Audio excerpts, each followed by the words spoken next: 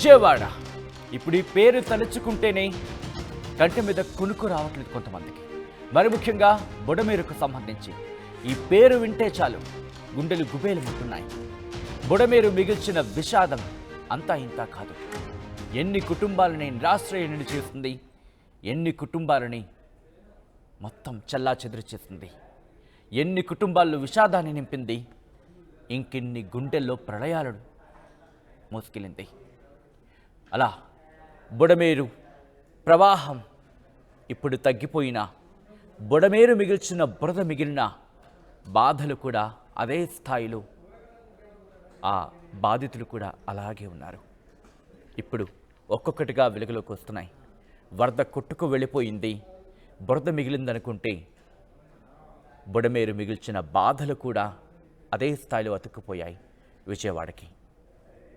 బుడమేరు మిగిల్చిన మరో విషాదానికి సంబంధించిన breaking news చూస్తున్నాం.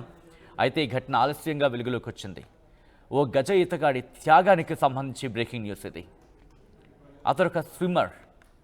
ప్రాణాలను లెక్క చేయకుండా వరదల్లో చిక్కుకున్న తన వారిని కాపాడుకోవడమే కాదు, తన దగ్గర పనిచేస్తున్న వారిని కూడా కాపాడాడు.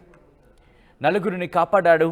కృష్ణలంకకు చెందిన పల్లెచేటి చంద్రశేఖర్కి సంబంధించిన ఈ విషాద కథనం మిమ్మల్ని కాస్త కలవరపరచచ్చు, కానీ ఈ కథనం ఎన్నో గుండెల్ని అలా పిండేస్తుంది.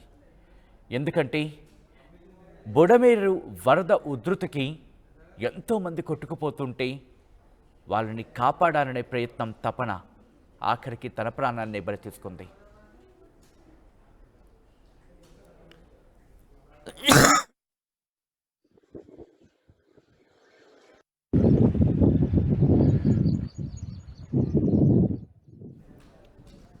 తన అన్న అలాగే తన దగ్గర పనిచేస్తున్న మరో ఇద్దరు వర్కర్లను కాపాడే ప్రయత్నంలో తన ప్రాణాలను కోల్పోయాడు చంద్రశేఖర్.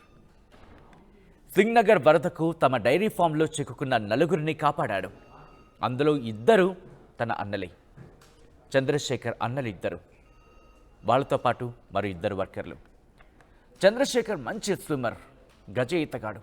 దీంతో తన అన్నను కాపాడాడు. తన అన్నలతో పాటు ఇంకో ఇద్దరు వర్కర్లను కూడా కాపాడాడు. ఆ కాపాడిన తర్వాత ఒక్కసారిగా ఆమాంతం వరద ఉధృతి పెరిగిపోయింది. దీంతో అంచనా వేయలేకపోయాడు.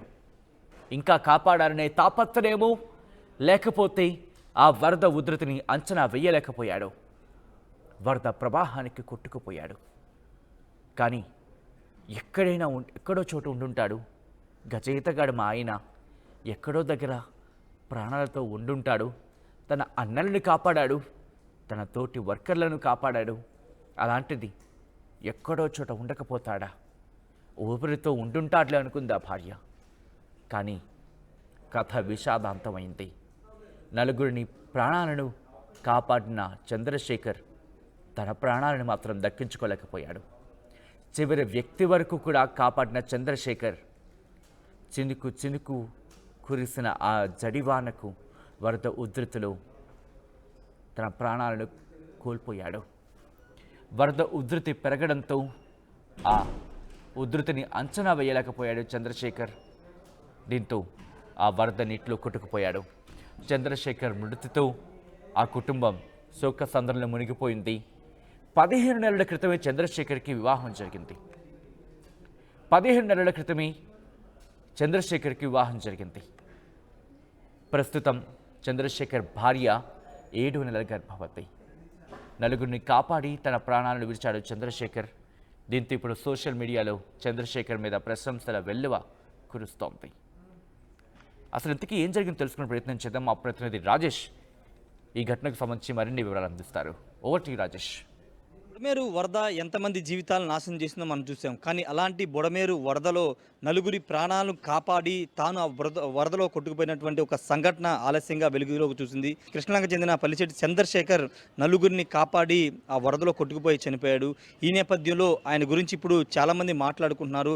ఆ వీరుడు గురించి మాట్లాడుకున్నారు. ఎందుకంటే ప్రాణాలకు తెగించి వరదను ఈది నలుగురి ప్రాణాలు కాపాడాడు. కానీ ఆ వరదలో ఆయన కొట్టుకుపోయిన పరిస్థితి. పల్లిచేటి చంద్రశేఖర్ ప్రస్తుతం కృష్ణలంక సంబంధించినటువంటి చంద్రశేఖర్ చంద్రశేఖర్ కుటుంబం వద్ద ఉన్నాము. ఇక్కడ ఇదే ఇంకా విషాదకర ఘటన ఏంటంటే ఈ కుటుంబానికి సంబంధించినటువంటి చంద్రశేఖర్కి 15 నెలల కిందటే వివాహం అయింది. ఆయన భార్య 8 నెలల గర్భవతి.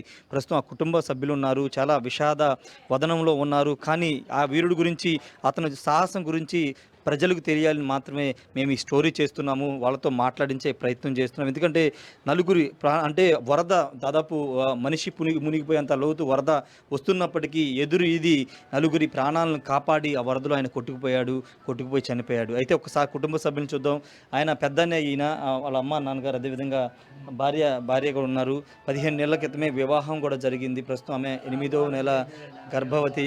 అత్యంత విషాదకరణ ఘటన అని చెప్పాలి. ప్రస్తుతం ఆయన బ్రదర్ ఉన్నారు. ఆ రోజు సంఘటన జరిగిన సమయంలో ఈయన కూడా ఆయన తమ్ముడు చంద్రశేఖరే ప్రాణాలు తెగించి ఈయనతో పాటు ఈయన ఇంకో తమ్ముడిని కూడా రక్షించాడు. వాళ్ళతో పాటు ఇద్దరు అక్కడ డైరీ ఫామ్లో, బుడమేరు దగ్గర డైరీ ఫామ్లో పనిచేస్తున్నటువంటి, వీళ్ళ డైరీ ఫామ్లో పనిచేస్తున్నటువంటి ఇద్దరిని, మొత్తం నలుగురిని రెస్క్యూ చేసి వాళ్ళందరినీ ఒడ్డుకు చేర్చి ఆయన మాత్రం వరదలో కొట్టుకుపోయాడు. ఐడిఎఫ్సి బ్యాంకులో ఉద్యోగం చేస్తున్నారు విజయవాడలో. ప్రస్తుతం ఆయన బ్రదర్ ఉన్నారు. ఆ రోజు జరిగిన సంఘటన ఏంటి, అసలు ఏం జరిగిందో మాట్లాడించాం. సార్, మాట్లాడించకూడదు కానీ బయట ప్రపంచానికి తెలియాలి మీ తమ్ముడు చేసినటువంటి సాహసం, నలుగురు ప్రాణాలను కాపాడి ఆయన చనిపోయారు. అసలు ఏం జరిగింది ఆ రోజు, బుడమేరుకు వరదలు వచ్చిన రోజు ఏం జరిగింది సార్? ఆ రోజు ఉదయం 6:30, 7 గంటల ప్రాంతంలో బాగా నీళ్ళు వచ్చినాయి మా డైరీ ఫారంలోకి. మేమిద్దరం, మా పెద్ద తమ్ముడు, నేను, ఆవులు గేదెలు మాకున్నాయి. ఆ ఆవులు గేదెలని ఇచ్చేసి వదిలేసే క్రమంలో బాగా నీరు వచ్చేస్తే ఒకదాన్ని బయటికి తీసుకెళ్తూ నేను ఒక గోడ మీద ఎక్కేసాను. దగ్గరగా 8 అడుగుల నీరు సడన్గా ఊహించినంత విధంగా వచ్చింది. ఈ మా పెద్ద తమ్ముడు, ఇద్దరు పనివాళ్ళు ఆ షెడ్ పైకి ఎక్కేసి ఉన్నారు. ఈ సంగతి మా చిన్న తమ్ముడికి తెలిసి ఉదయం 8:30, 9 గంటలకి మమ్మల్ని కాపాడటానికి వచ్చి తను రిస్క్ చేసి బాగా నన్ను ఒక బిల్డింగ్లో పెట్టి మిగిలిన కుర్రోల్ని, తమ్ముడిని సేవ్ చేసి లాస్ట్లో తను వరదలో కొట్టుకొని వెళ్ళిపోయాడండి. మా కళ్ళ ముందే వెళ్ళిపోయారు. చాలా దారుణంగా, ఏం చేయలేని నిస్సహాయ స్థితిలో ఉన్నాం మేము.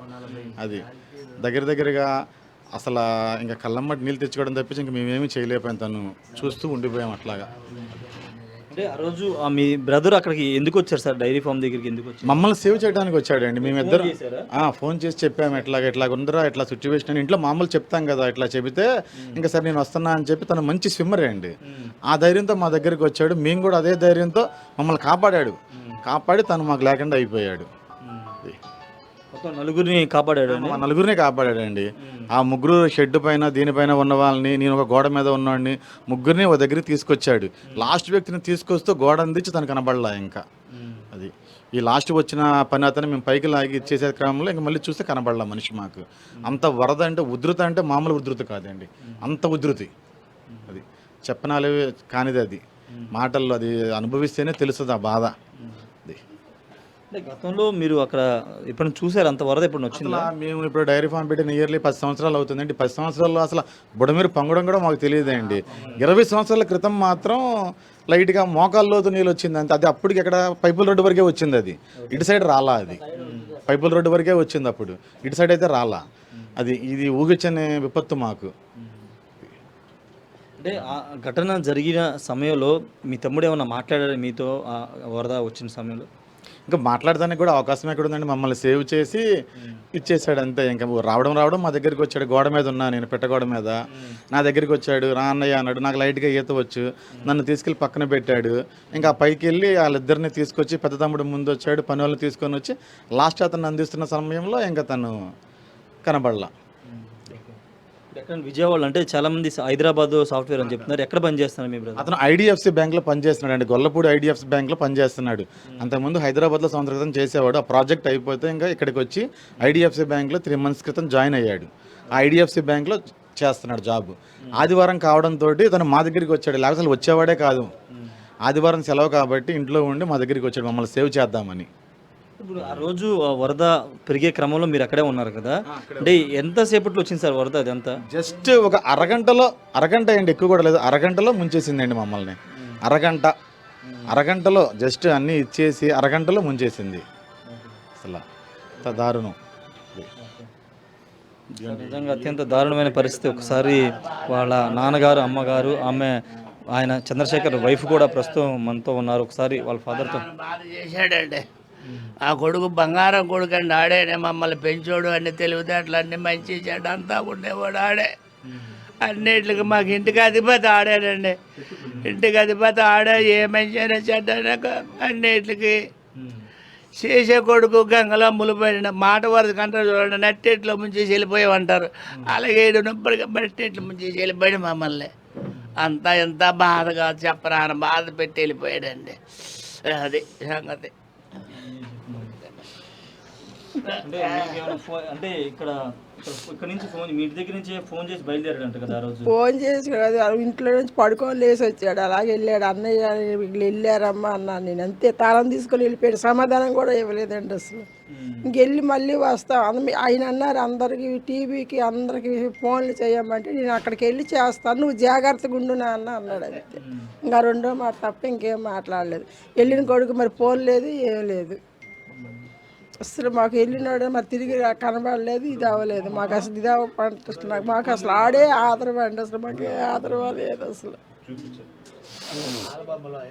ఆ రోజు ఫోన్ వచ్చింది వెంటనే ఇక్కడ వీళ్ళ అమ్మగారికి నాన్నగారికి వెళ్తున్నానని చెప్పి మాత్రం వెళ్ళిపోయారు. ఇది కుటుంబ సభ్యులకు సంబంధించినటువంటి ఇదంతా చూడొచ్చు. ఇది ఈయన చంద్రశేఖర్, ఈయన వీళ్ళ చిన్నన్నయ్య పెద్దన్నయ్య ముగ్గురు కూడా వాళ్ళ అమ్మ నాన్న అందరితో ఉన్నటువంటి ఫ్యామిలీ ఫోటో ఇది. ఈ ఫ్యామిలీ ఫోటోలో ఉన్నటువంటి చంద్రశేఖర్ నలుగురిని కాపాడి ఆయన వరదలో కొట్టుకుపోయిన పరిస్థితి. ఆయన భార్యతో కూడా ఒకసారి మాట్లాడించకూడదు, ఒకసారి మాట్లాడదాం. అమ్మ, ఎన్ని రోజులైందమ్మా మీకు వివాహం అయింది? సంవత్సరం మూడు. ఆ రోజు ఫోన్ వచ్చిన తర్వాత మీతో మాట్లాడే లేదు. మీకు చెప్పలేదా? ఇప్పుడు ఎన్నో నెలలు ప్రెగ్నెంట్ అమ్మా మీరు? 7th month.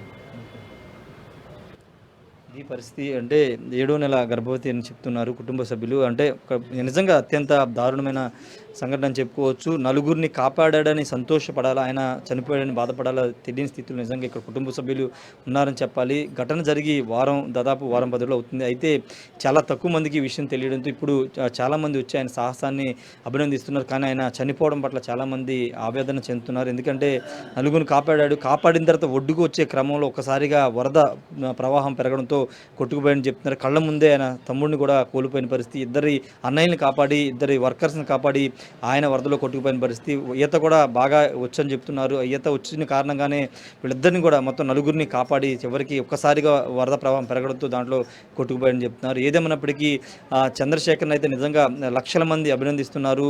ఆయన లేకపోయినప్పటికీ నలుగురి ప్రాణాలు కాపాడి ఆ నలుగురిలో ఆయన ఇంకా బ్రతికున్నారని చాలామంది కొనియాడుతున్నారు. ఖచ్చితంగా ఒక చిరంజీవిలాగా ఉంటారని కూడా చాలామంది కొనియాడుతున్న పరిస్థితి కనబడి ప్రస్తుతం ఈ కుటుంబం మాత్రం విషాద వదనం అయితే ఉందని చెప్పాలి. Camera person ప్రదీప్తో Rayesh RTV Vijayawada నుండి.